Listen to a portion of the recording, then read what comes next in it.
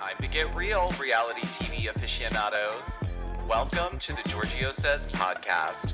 I'm your host, the one and only Georgio Takanakis, and I'm here serving you the juiciest updates on all your favorite reality shows weekly, as well as the hottest pop culture trends, and even exclusive interviews that will leave you wanting more. This podcast will keep you on the edge of your seat.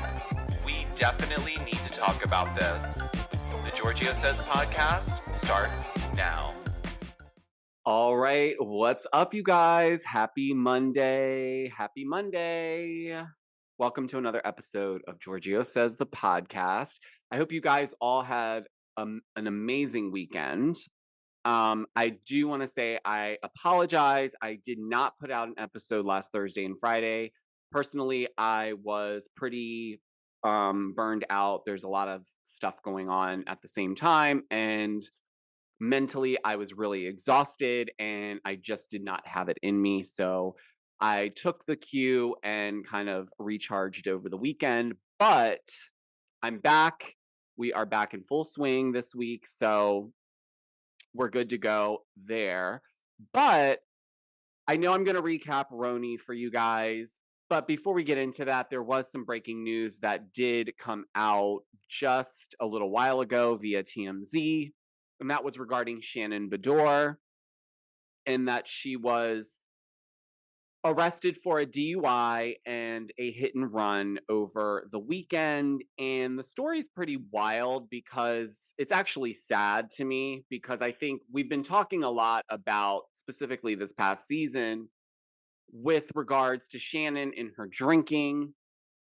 And initially it comes up because Shannon does not remember the conversations that she has when she calls some of her castmates when she's had a few drinks, where she's dished on issues that she has in her relationship. Nonetheless, over the weekend, Shannon was driving back from, I guess,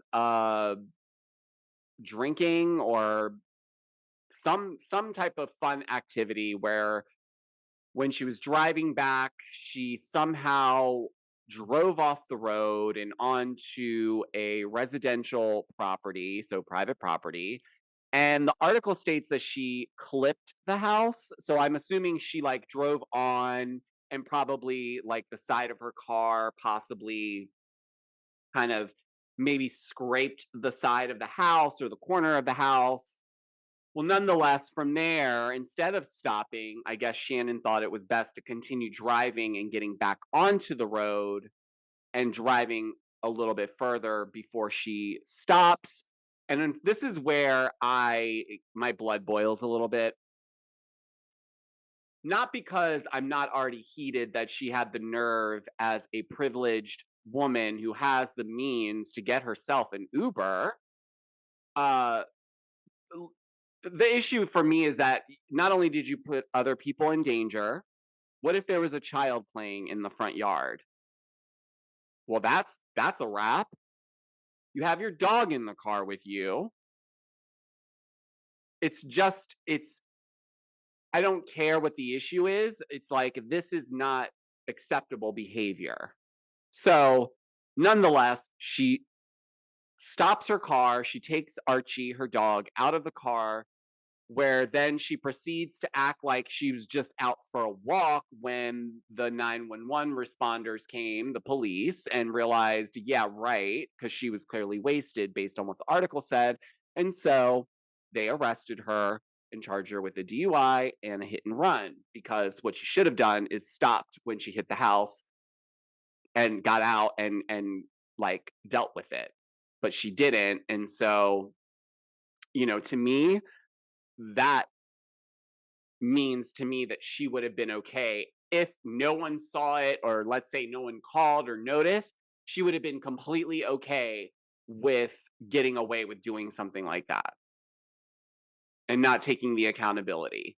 That, coincidentally, she's been tooting her horn at Gina for helping her with her DUI and saying that CPS would have come to her house. So I guess the question that all the people in my comments are asking Shannon is, did CPS come to your house? And listen, I'm not the biggest fan of Gina, but Karma is sweet, my darlings, because Shannon, I love her, but this is not okay. This is not okay. I'm sorry. This is just not acceptable.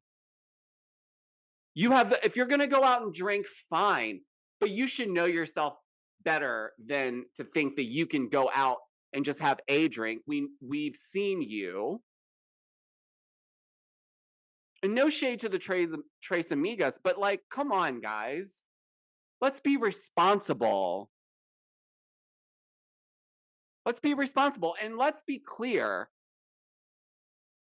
Shannon, how many other times has this happened where no one noticed, maybe? How many possible trash cans did you accidentally hit on the way home from a bender? Like, allegedly. I'm just saying that as an example. Like, you could have, if you were to get away with this, you wouldn't have come clean about it. You were pretending to be on a walk. She needs help. So I hope whoever her real friends are, family, whoever, I hope there's some sort of intervention at this point for her. She did make bond, obviously, and she's not in jail. But again, that's her privilege, right? She can make bail and just go back home. And, who knows? And clearly she knows the right people, so she'll probably get a slap on the wrist for this. Well, you know what? Congrats to Gina, because she just bought herself another season, because we're going to need to hear her side on this. And the other part to this, lucky for Shannon, they already filmed the reunion. So, not sure if they'll stitch it in somehow. I'm sure they will, because this is pretty big news.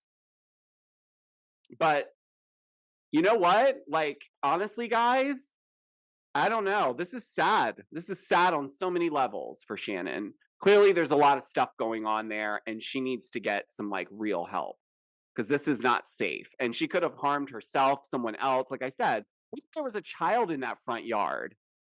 I don't know what time of day it was. Could have been early hours of the morning. But if she had Archie with her, like, where did you go? So I'm assuming it was like some point in the normal part of the day if she was pretending to be on a walk. I will continue to keep you guys updated on this, of course. This just broke a couple hours ago via TMZ, so shout out to them. But yeah, so there's that. But we got to get into RHONY, because Ubah definitely came in hot this episode, and we've got to discuss it. So we're going to take a quick break, and when we come back, we're going to jump right in. We'll be right back. Golly Nutrition is an inventive, people-focused nutrition company committed to providing innovative products that make taking your daily supplements simple and delicious.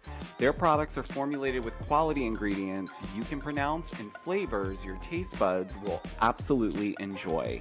And at the core of it all, they lead with purpose. Golly for Good is an initiative committed to playing a profound role in supporting the health of our planet as well as our local communities. Learn more about their initiatives, such as B Corp certification, Vitamin Angels partnership, and Eden reforestation projects at their Golly for Good page. And if you use my special code, the Georgio says, at checkout, you will receive a special discount. Now let's get back into the episode. All right, my friends, thank you so much for sticking around. We've got to get into RHONY. It is so good, so good. Mwah, chef's kiss. I know a lot of you disagree with me, but I'm telling you, it's good. It's getting good. And now we know that they are filming the reunion, I think, in a few days. So that should be interesting. The season has gone very smoothly, if I do say so myself, for a new cast. Brava, ladies. Shall I say bravo? Anyways, so at the top of the episode, we have Brynn meeting Erin with some celery juice. We know Erin loves her celery juice in the morning. And she's trying to catch up with Erin because obviously we know that she did not join the festivities the night before. So she's catching up. And apparently it's, I guess, it comes off to Erin and Sai, from what Erin says, that Jessel is trying to make her upbringing sound very similar, or she's trying to equal it out to what Bryn and Sai's upbringing was like. And I'm not sure I necessarily am trying, I don't get that from it. I think she's trying to share that she's not a princess. Like, not that she came at at the same level of upbringing as like a Sai or a Bryn. I don't think she's ever tried to portray that in any of her story about, you know, her family or any of that stuff. She just simply said that it was hard for her, which, to be fair, it's her experience. So what is hard to her is hard to her. I mean, that's all she knew. So there's that. But for whatever reason, Erin and Sai, I guess, see it as Jessel trying to, like, I guess, make her upbringing sound just as, like, sad as theirs was. I don't know. Again, I'm not getting that from Jessel's story. I think Jessel's trying to attack the whole princess mentality that everyone's trying to put on her with, like, saying like, oh, I only had $20. Like, the point is, and Ubah said this, is like, it doesn't matter if you had $20 or $0. The point is, we're broke. Like, that's the end of that. Like, broke is broke, which is true. But that's why I'm like a little thrown off. Why it seems like Erin is really trying to get in there and mix it up and start the chaos, and good for her, I guess, because we need that to rev the engines and see where these ladies are at with their thresholds and patience levels before they snap. But it seems that, you know, Jessel's been getting a lot of flack, you know, this season. And, you know, I think part of her answering the questions around her upbringing has to do a lot with her family, which the ladies, Erin and Sai, seem to think that it's her way of deflecting around just answering the question. And so that is where I think the disconnect comes from, in terms of, like, she is answering the question, in my opinion, but I think to them, they think she's just trying to, like, add all these layers by adding all these family members. And they feel like that's her deflecting away from just being her authentic self. Seems like a lot of the inauthentic uh, behaviors are being called out by Erin and Sai in some subtle ways, because although Sai isn't vocalizing it as much, she does chime in when it's brought up. So I know that I think most of the women collectively feel that Jessel isn't really showing her authentic self. Um, and I think too that producers are getting with Erin to try to pull that out of her, Jessel, a lot more, because they see that Jessel is trying to keep a very clean and, you know, sparkly image, if you will. And it's kind of like backfiring on her this season, because we've been seeing that she's been getting a lot of stuff dumped on her. So from there, the ladies head to breakfast, and this is where Ubah lets all the ladies know that Jessel snores in her sleep. And not only did she tell the ladies that, she had a recording of it, and she put it in a glass and let everyone listen to Jessel clearly snore, even though Jessel says that she was a little congested and it wasn't snoring. It was just a little bit of a heavy breathing going on, but it was mainly because of congestion. And so clearly, this is us seeing where Jessel's not comfortable showing us those, like, maybe those uncomfortable sides, and maybe some people are not comfortable sharing. Like, yeah, I do snore. Maybe it makes them feel like, oh, that makes me look gross or whatever. And I think the other ladies were just being like, oh my gosh, lighten up. It's okay. Everyone does weird things in their sleep. But, you know, she does seem like she's warming up a little bit more each episode. So I feel like it's maybe a matter of her just getting adjusted to the cameras and just the dynamics of these women. Um, and yeah, I mean, I would assume this is all new to her.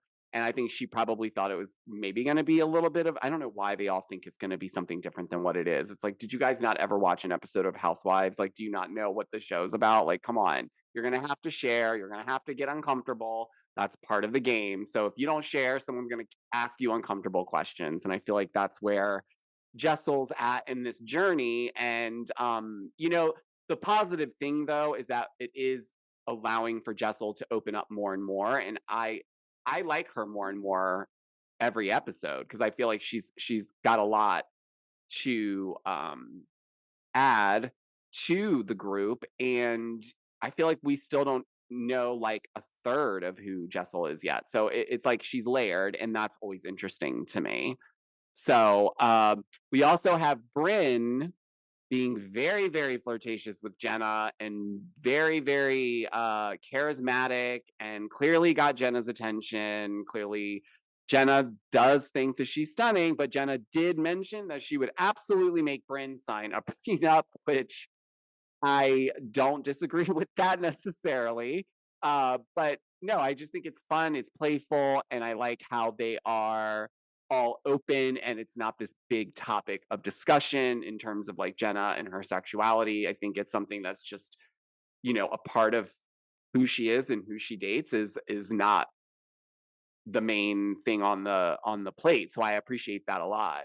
Um, but yeah, it was very funny to watch Bryn be Bryn. She's very flirtatious and bubbly, but I do think that at some point, this bubbly, flirtatious, like persona that we're getting from Bryn is going to slowly kind of have to shift a little bit because I think it'll eventually it won't stick for a long time. Like she won't be able to get away with doing some of these things in like season 2 or 3, I can imagine. Like I feel like soak it up while you can, babes, because you're gonna have to like have a different outlook on how you approach things because this approach won't work long term. It's not sustainable, is what I'm saying. It's a good way to make a splash, but she's gonna have to pivot because I can just tell that people are gonna get really annoyed with her very quickly. Which, by the way, a lot of you guys are really annoyed with Erin and her antics on this in Willa trip because from the minute she got there, she's been starting crap. She started stuff with Jenna, and then it's just now it's with Ubah. Like by the end of the episode, Ubah's like basically like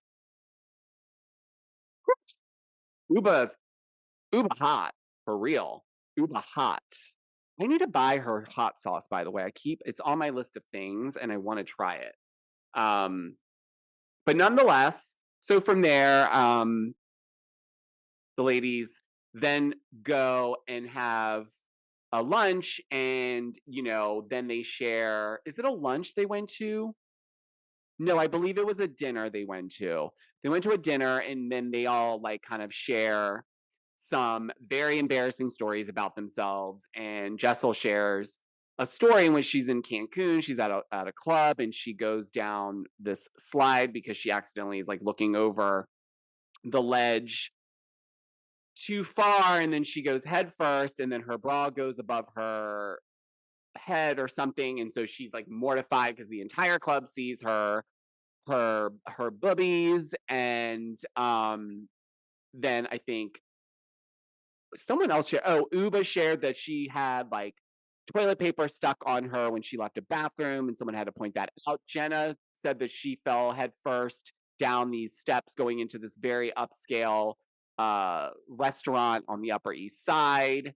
And so that was funny. And then when it got to Erin sharing her like most embarrassing story, hers was just that one time she was on a flight and one of her kids wouldn't stop crying and it was like really embarrassing. And that was the end. Like I was like, when she said that, I thought there was going to be more, like something else happened. Like maybe the kid did something like, I don't know. But that was the end. And I was like, really? That's the most embarrassing story you have about yourself is that your kid was annoying on the flight?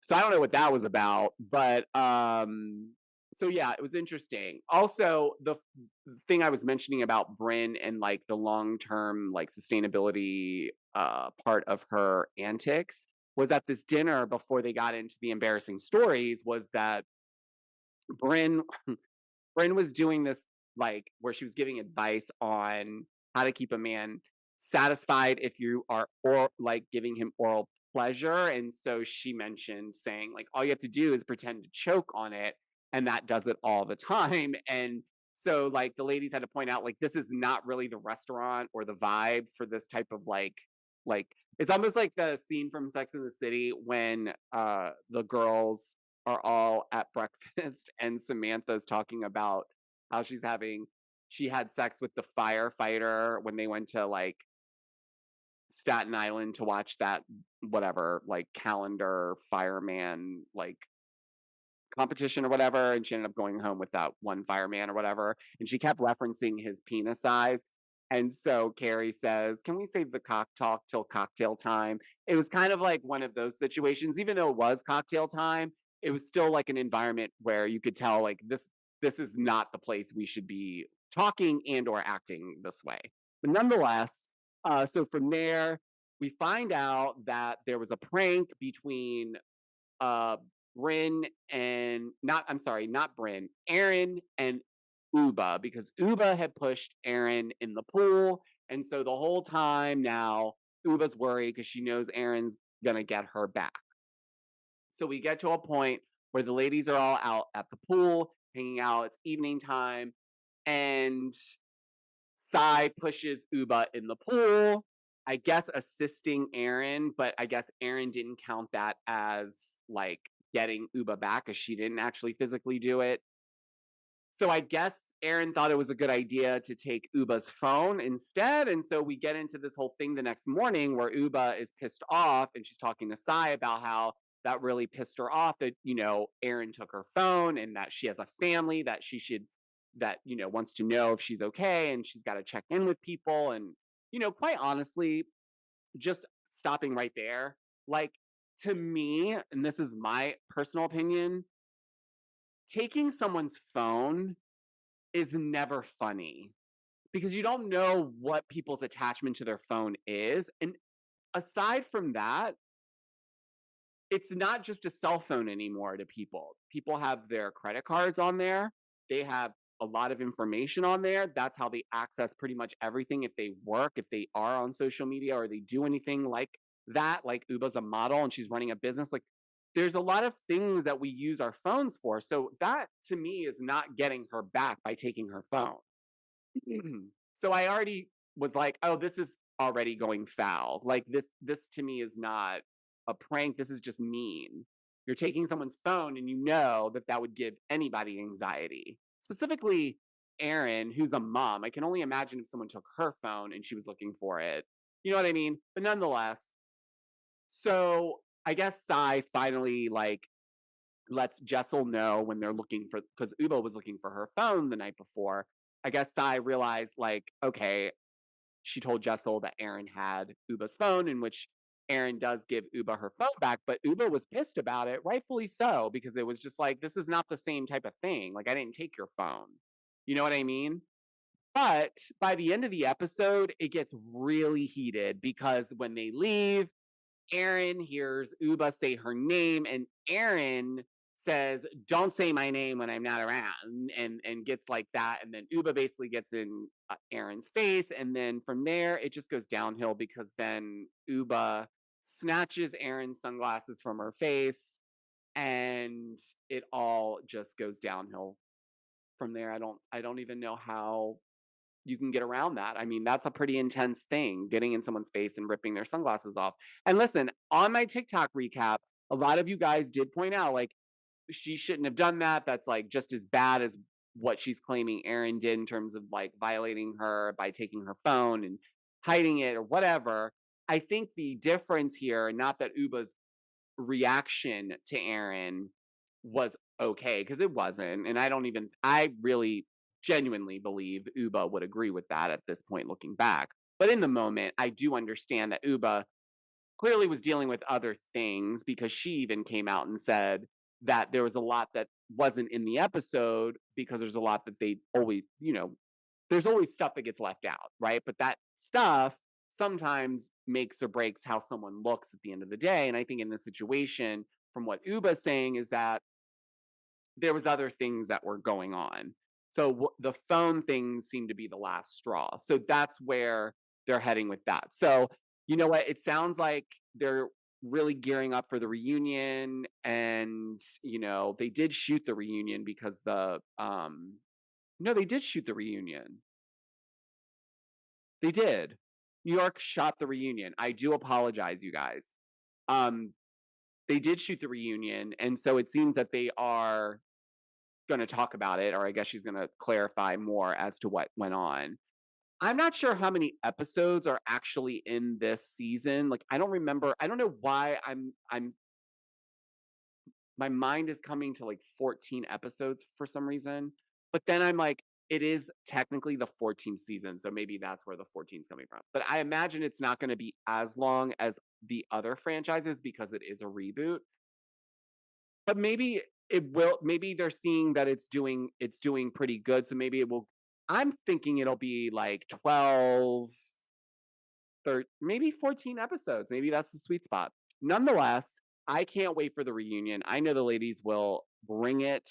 I think that now that they've watched themselves back as well, they now have a better understanding of how this works a little bit more. Even though they may have watched before actually filming, I think there's a big difference between watching it and then filming it and watching yourself back when it's edited.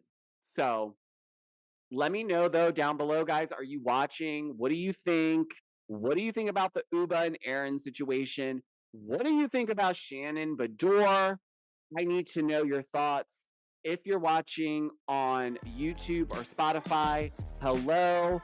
And if you're listening, thank you so much. If you feel obliged and you like this podcast, feel free to leave me a 5-star review. It does help this podcast tremendously. Thank you guys so much for the support always. And you know what? We have a fantastic start to the week. Well, not Shannon Beador, but most of us have a great start to the week. I'm excited for the week ahead. We are getting into fall vibes, so I can't wait for that. I hope you guys have an amazing rest of your day. And before I head out, real quick, I forgot to mention, make sure you're following me on TikTok at Georgio Says and Instagram at Georgio Says. Those two areas is where you're going to find all the recaps for all the shows. First, you also get more condensed recaps from my podcast. So head on over there and make sure if you're not subscribed to my YouTube channel that you subscribe and hit the notification bell, because then you won't miss out on when I upload. So I think I've said enough. Well, guys, until tomorrow, I will talk to you on the next episode. Bye.